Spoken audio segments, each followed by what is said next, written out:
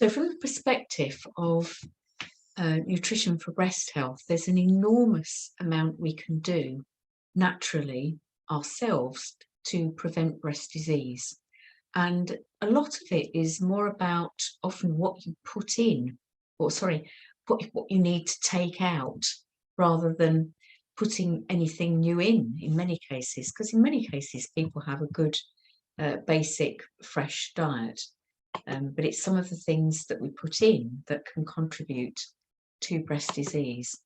So I'm going to have a look at a few breast conditions, and I'm going to do a comparison between mammography and thermography briefly.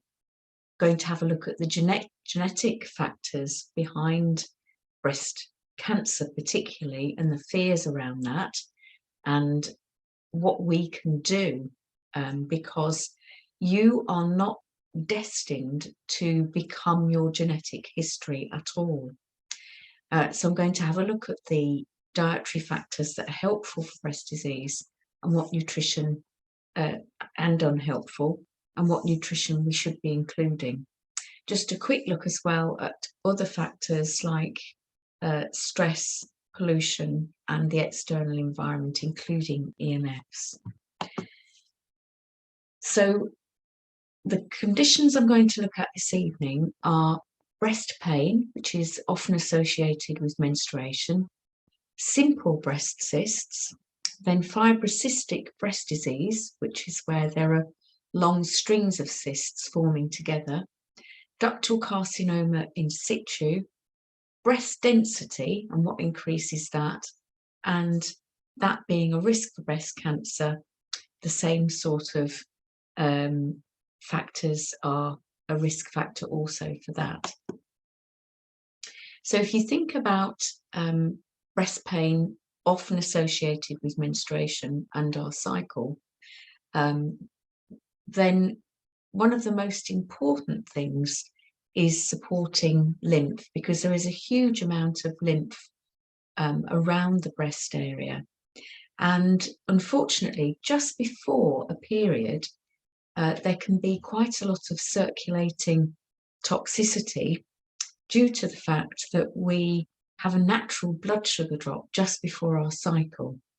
And so if we support lymph through hydration, as is a really good place to start, things like skin brushing are really helpful for lymph, then those two simple things can contribute to a reduction in breast pain.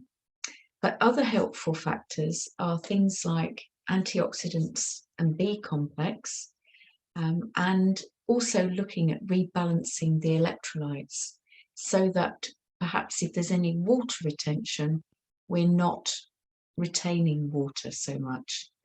So in terms of rebalancing electrolytes, particularly to reduce salt, or table salt in particular, using a little sea salt and rock salt wouldn't really cause that much of a problem, but it's all the processed foods containing table salt, processed salt. And if it's of interest to anyone, I've got a couple of 75-minute webinars, and I include a one-to-one consultation in that as part of a package to help support someone who's having all the menstrual symptoms that they really don't want to put up with.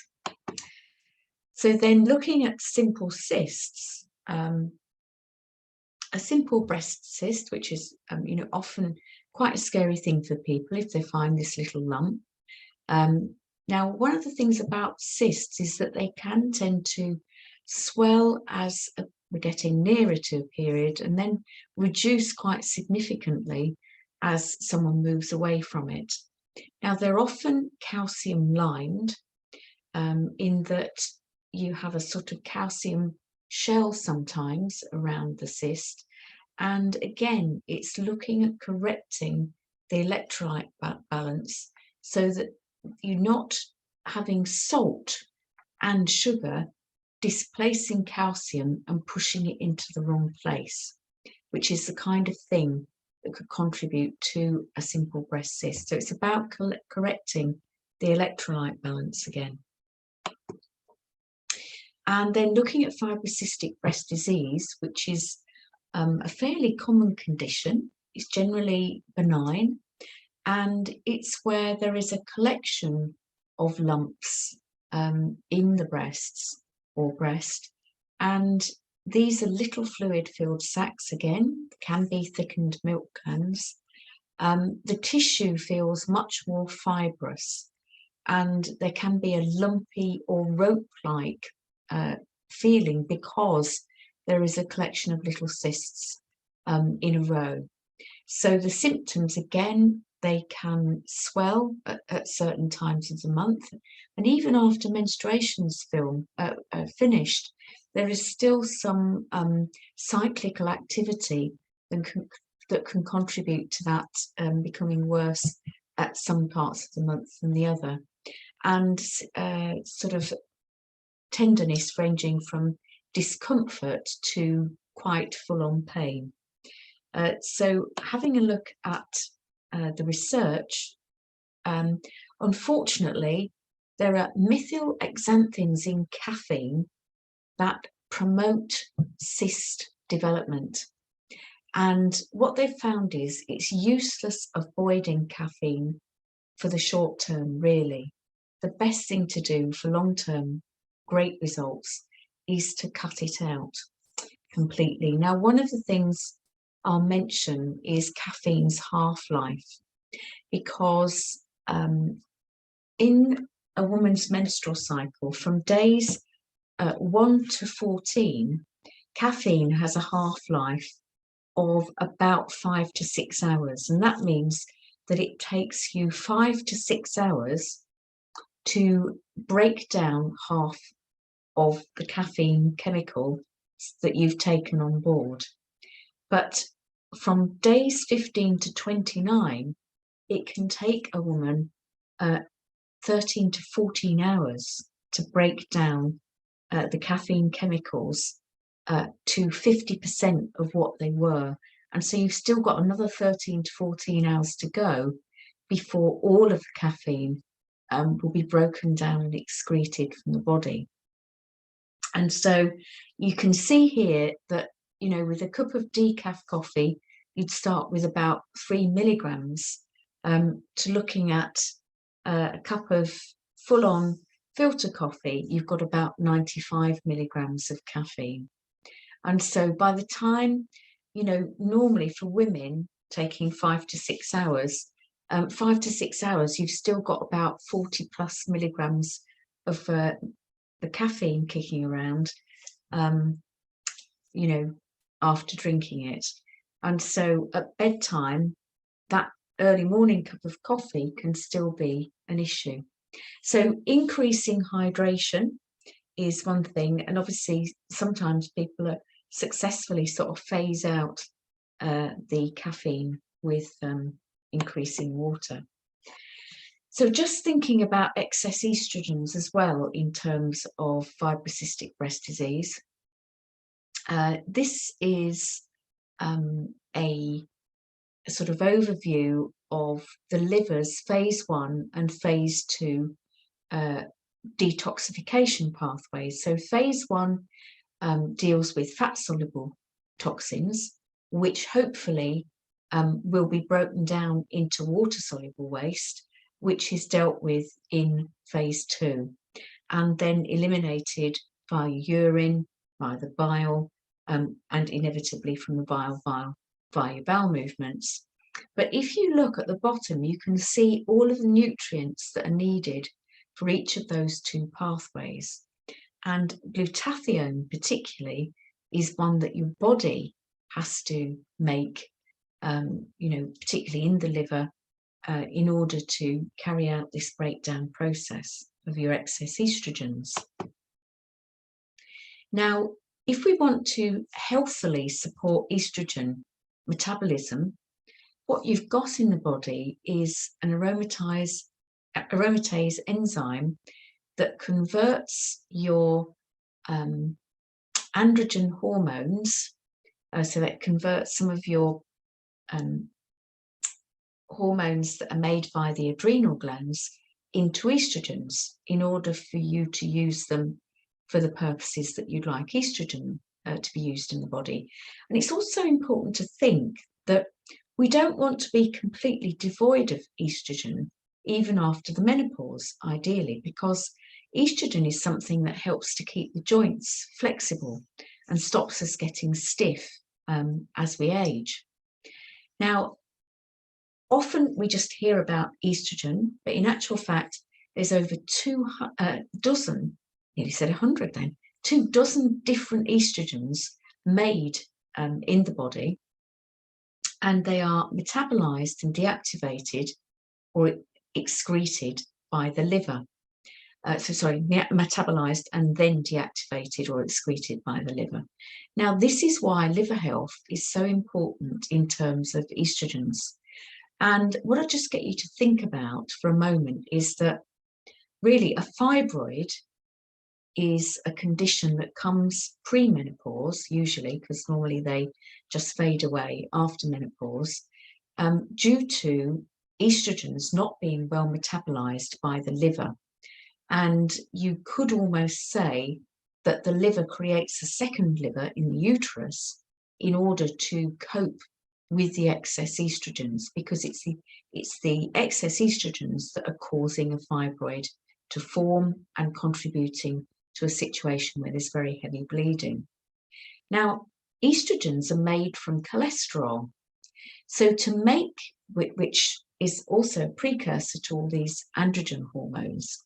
So cholesterol, far from being a demon, is a really important substance in the body because the body uses it to make healthy hormones. So it's worth thinking, that often once people get into their 50s, their 60s, their 70s, and they're put on these cholesterol lowering drugs, what is that doing to their ability to make their androgen hormones and things like estrogens correctly and healthily? And so thinking about liver metabolism, if the liver is lacking speed and efficiency in its metabolization of the hormones that we need to break down and excrete from the body, then we can find ourselves with hormonal imbalances because we only break these hormones down partially.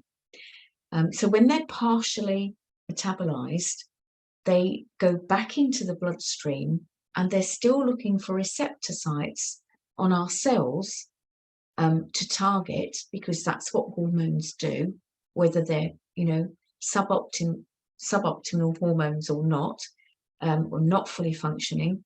And it's like almost that, let's say a hormone is one of these things that trots into a room and learns how to switch the light switch on. Or it's a mechanism in which we use to switch the light on. But instead of switching the light on, let's say it switches the heating on. Then that's the kind of thing you get going on. The message that is going on is not complete and it's not helpful. It's actually providing an incorrect function. Now, ductal carcinoma in situ is not, they're little calcifications that are found in the breast, very often in the milk ducts of the breast. And again, it's about thinking about our electrolyte picture. So are we misplacing calcium? And the two things that misplace calcium very effectively are salt and sugar, excess salts and excess sugar. Because sodium misplaces our calcium, pushes it into the wrong place, and sugar takes our calcium off the bone and makes it, unfortunately, dump around the body in soft tissue. And so it's thinking about the fact that these little calcifications, although they're only detectable on a mammogram, and they're believed to be a precursor of cancer by the medical profession, in actual research, it's been shown that that risk is kind of 99.9% not the case. and there would be other factors in place that would contribute to a cancer. Now, they're called carcinoma in situ, cancers in place, but as they're a stage 0 cancer, they are not, in fact, a cancer, not in themselves at all. If these calcifications are found in the lobules, they are called an LCIS, as opposed to being found in the duct and called a DCIS. Now, the thing to think about with calcium dumping in the breast is that, in a way, it's very similar to, let's say, someone getting arthritic lumps on their fingers, or a bunion on the foot. There's calcium dumping going on, but instead of going on in the periphery areas of the body, the hands and the feet, it's actually dumping into the soft tissue in the trunk of the body. Now, obviously, that's not a good thing, because to have something happening at the periphery ends of the body means it's far less significant and far less likely to cause a problem, although very often this condition is very uncomfortable, very painful. But at the same time, it is not cancerous in itself. And unfortunately, the medical profession, up until maybe only the last couple of years, have treated DCIS like a cancer and done removals and treatment like chemo and radiotherapy after, because they have treated it very radically. But there is now a realization that that should not have been the case. Now, just to have a quick look at calcium in the wrong place, because if it's dumping into healthy soft tissues, the thing is, we need magnesium coming in good levels in green leafy vegetables, in seafood, in whole grains, in things like beans and pulses, such as your butter beans and chickpeas, in bony fish, in things like bone stocks from chicken and lamb. If you use those, we need those to the bone stocks and the bone for good sources of calcium, but the magnesium from the other foods in order to push calcium back onto the bone and get it into the right place. So then, just a quick look at sodium chloride, because this is what basically processed table salt or manufacturing salt is.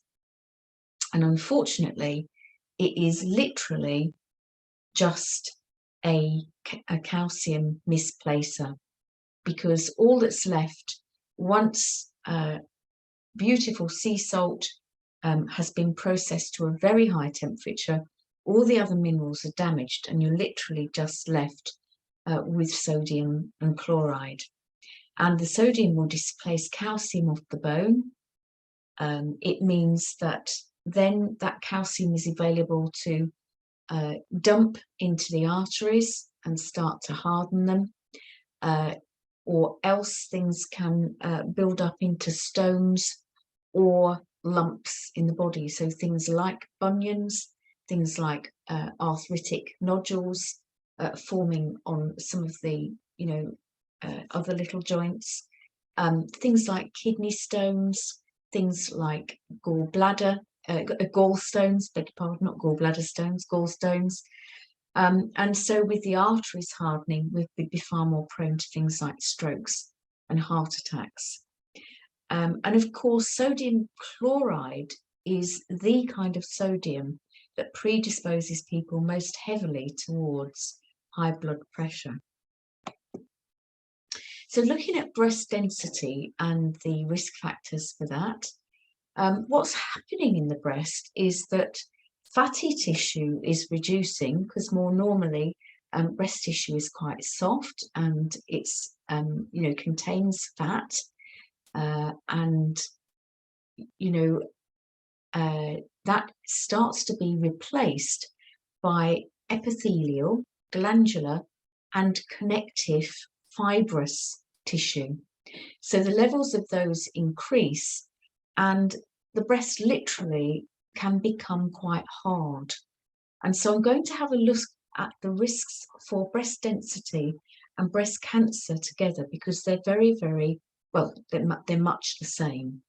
And in actual fact, increased breast density can be a risk for breast cancer itself. And you'll probably start to see why when we have a look at that.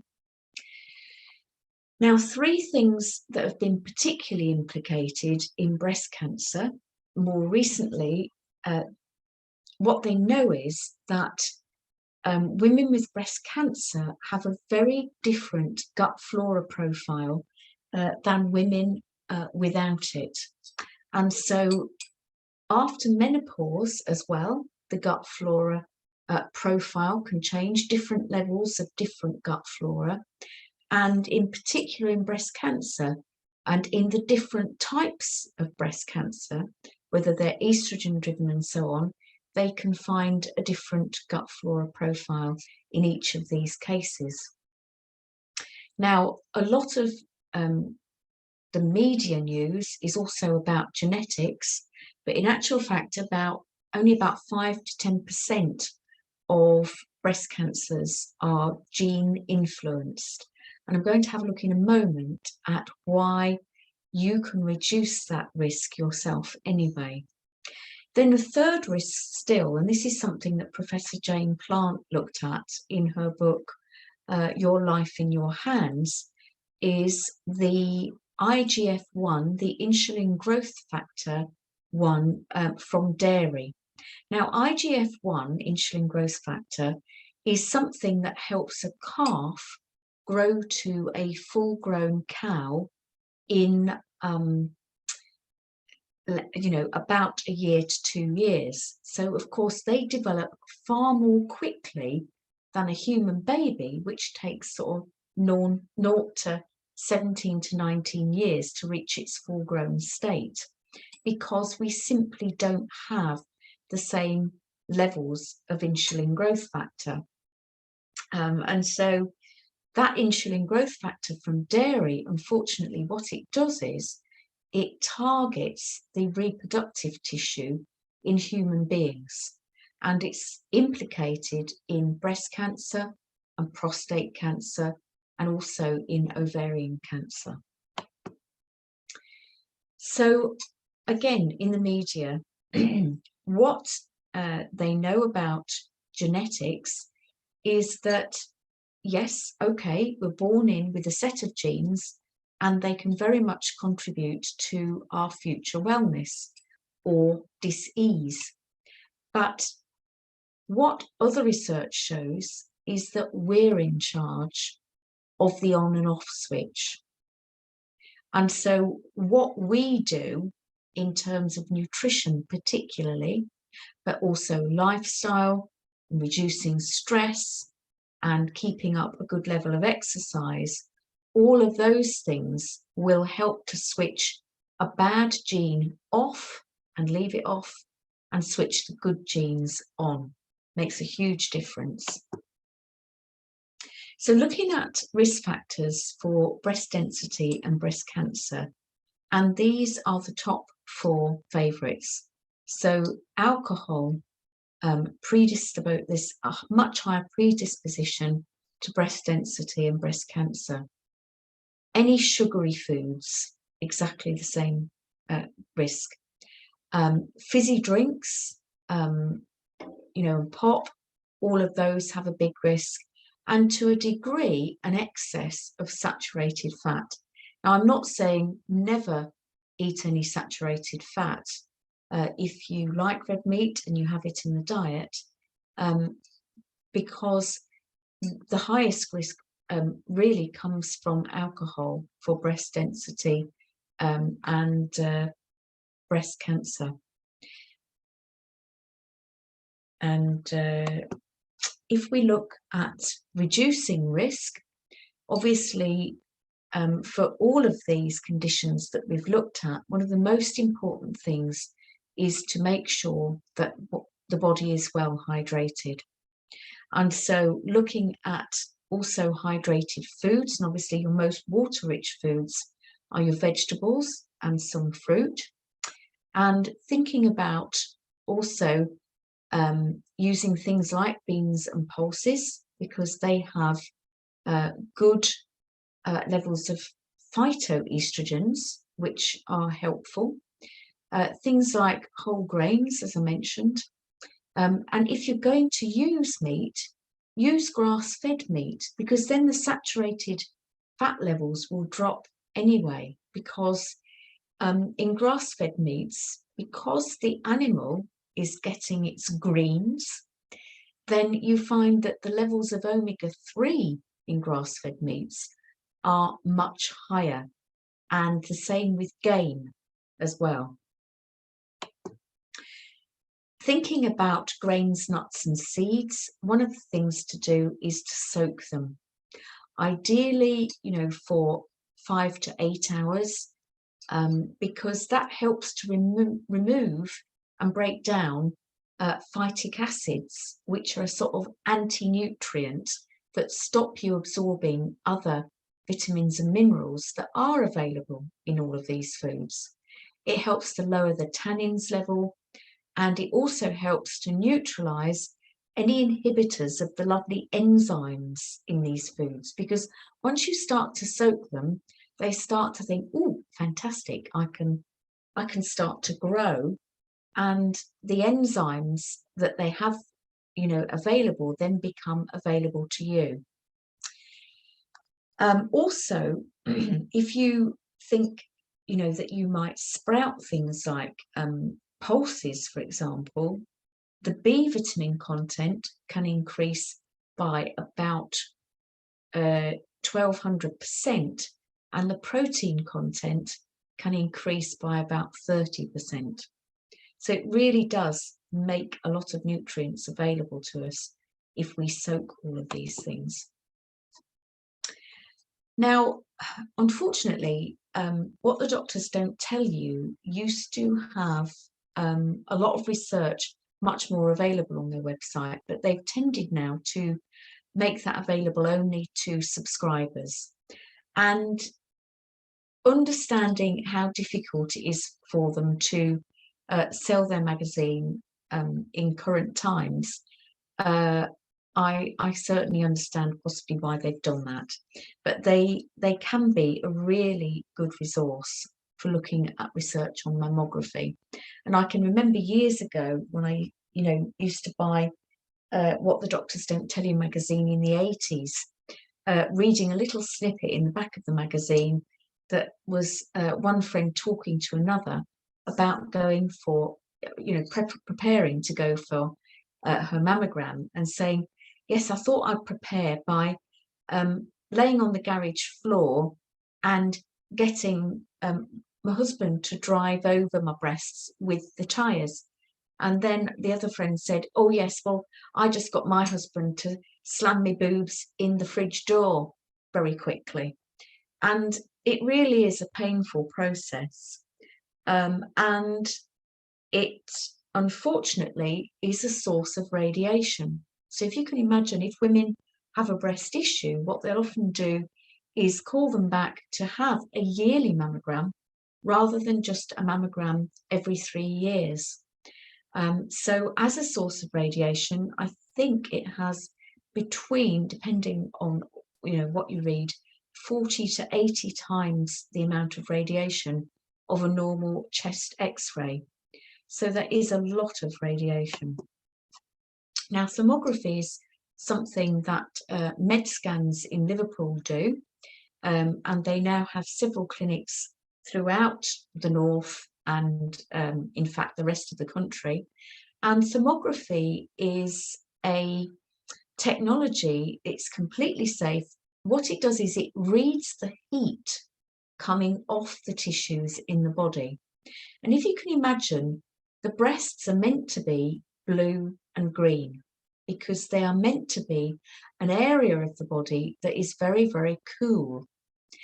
And the hotter areas of the body will show up as red and yellow and even white hot on the orange as well on the thermogram. And there are some areas of the body that are naturally much warmer and some areas that are cooler. and the breasts are meant to be cooler. So a thermogram can detect cellular changes that will be showing up because the angiogenesis is a very heat producing process in the body. They can show up this kind of cellular change 8 years before. And so any heating in the breast would be looked at. Now, another thing to think about is underarm deodorants and antiperspirants if they're used, because particularly antiperspirants have aluminium levels, and what they've found in cancerous breast tissue is that there is much higher aluminium levels, and also looking at the levels of parabens that are used in underarm deodorants, and things like aqueous cream, for example, which people often get from their GP for various skin conditions. And these chemicals are often a problem to the body. Hi Jane, if you could just leave your video off and your audio as well, just during the recording, thank you. And so then what I'd love you to think about is that you can be, to a large degree throughout your life, your own doctor, and that if you give your body all of the ingredients to carry out its own healing, then it has the ability to do that, because the body is an incredible self-healing mechanism. So just looking at the energy journey, which is a learning experience that I offer to people, if you can, if it's of interest to anyone that you know, it's something that I offer over a period of 13 weeks, helping people to find the best way to nourish their body, to increase vitality and energy so that they have the energy available to do what they want, and give them new ways of thinking about what's important for health, making healthy eating easy with step-by-step small changes. Don't expect any massive shifts or expectations all in one go. And people find it's quite beneficial to have the group support and one-to-one. So they get half an hour one-to-one each week. And it's has helped people start to get back to a more normal weight, but in healthy time frames. So losing sort of a pound or two a week, rather than any quick weight loss, which will not be sustained. So then the way it works is a one-to-one session of about half an hour or so each week.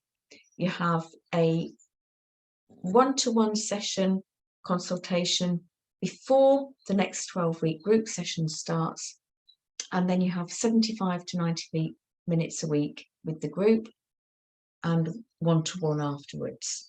You get a copy of the group presentation and a session recording, then slide handouts and information handouts, recipe and meal ideas, and the support from the Facebook group or on WhatsApp. Got next one starting on the 4th of April.